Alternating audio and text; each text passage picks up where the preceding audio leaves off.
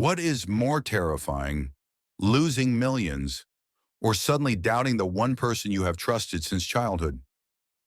Alex Miller always believed in one simple rule. If someone has been by your side since childhood, they cannot become your enemy. He was wrong. Between Alex Miller and Daniel Carter, there was only one step. One step, and a lifelong friendship could end forever. The room was silent, too silent. The air felt heavy, as if every breath required effort. "Look me in the eyes and tell me," Alex said harshly.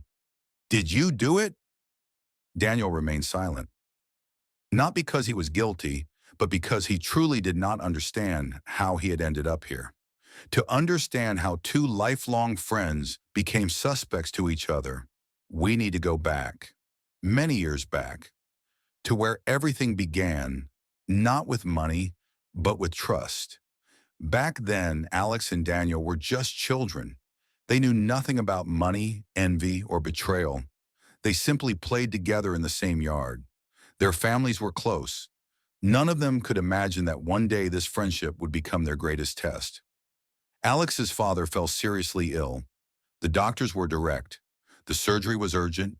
There was no time, and it required a large amount of money. Alex's family did not have it. And then something happened that the children would never know about. Daniel's father came to Alex's father and, without hesitation, gave him all of his savings. All of it. He asked for no guarantees, no promises.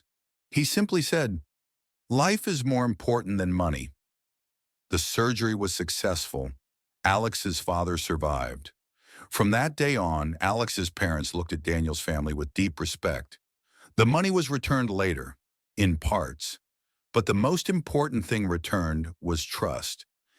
Alex's parents often said to each other, "If Daniel's parents are like this, then their son will grow up to be a good man." Alex and Daniel grew up together. School, the neighborhood, their first dreams. They argued sometimes. They envied each other sometimes. But they always found their way back to one another. Years passed. College, university, their first jobs. And slowly their paths began to separate. Alex was the one who succeeded. Intelligence, risk, connections. One company, then another, then a third. The money grew faster than he could keep track of. Daniel was intelligent too, but he always lacked something. Money, connections, the right person at the right time. He was genuinely happy for Alex. But sometimes late at night, when no one was watching, a question appeared in his mind. Why did it work out for him and not for me? He pushed the thought away immediately. When Alex gained real wealth, more people entered his life. Too many: financial advisors, lawyers, business partners. They did not look dangerous. They spoke calmly. They smiled often. "We're just protecting the business," they said. Nothing personal. Sometimes casually someone would ask, "How long have you trusted Daniel?" "It's good to have someone close you can rely on." The words sounded caring, but something about them felt wrong. When the money started disappearing, it didn't look like theft. Small amounts, different accounts, different dates. Everything happened slowly, too carefully, and gradually everything began pointing in one direction. Documents Daniel helped prepare, contacts he recommended, meetings he attended. He did nothing wrong, but he was in the right places at the right times, and that was enough. The police began an investigation. Daniel received a call one morning. They said he needed to answer a few questions. A few hours later, handcuffs closed around his wrists. Not because he was guilty, but because everything fit too perfectly. When Laura, his wife, heard about the arrest, she did not scream. She simply sat down, and for a long time, she could not stand up. Their son asked, "Is Dad coming home soon?" She did not know what to say. The news spread quickly. The businessman's childhood friend, the main suspect. The comments were cruel. "Money corrupts everyone. Friendship doesn't exist." Alex read them late at night and felt something breaking inside him. One day, his wife Sarah asked, "What if he really is guilty?" Alex did not answer. Detective Mark Wilson did not believe in coincidences. He wasn't looking for confessions. He was looking for patterns.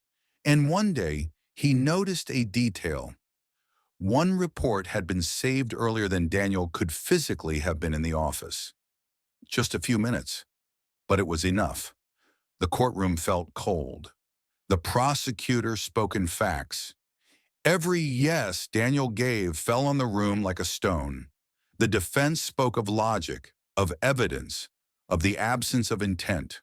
The judge called for a recess. In the hallway, Alex caught up with Daniel. "Tell me honestly, was there ever a moment when you thought about taking the money?" Daniel looked him in the eyes. "If I were guilty," he said quietly, "I wouldn't be looking at you right now." A pause. "If you turn away from me, I'll understand." At the press conference, a journalist asked, "Can you confirm that Mr. Carter is innocent?" Alex looked into the camera. 1 second, another. "The investigation will determine that."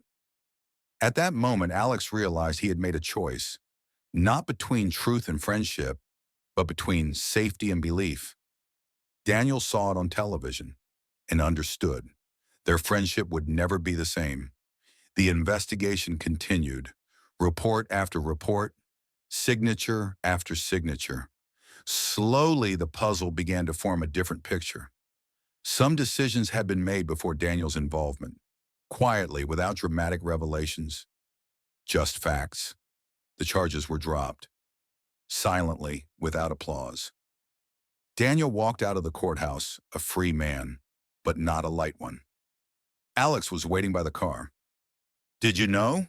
Daniel asked. "I doubted," Alex answered. "And that's worse than not believing." Daniel nodded. "I understand." A pause. "But I won't forget." Daniel returned to his family, but his son kept asking for a long time. "Dad, are you really a good person?" That evening, Daniel realized that even an acquittal would not restore his son's former glad, his former trust. And that thought was more frightening than any sentence.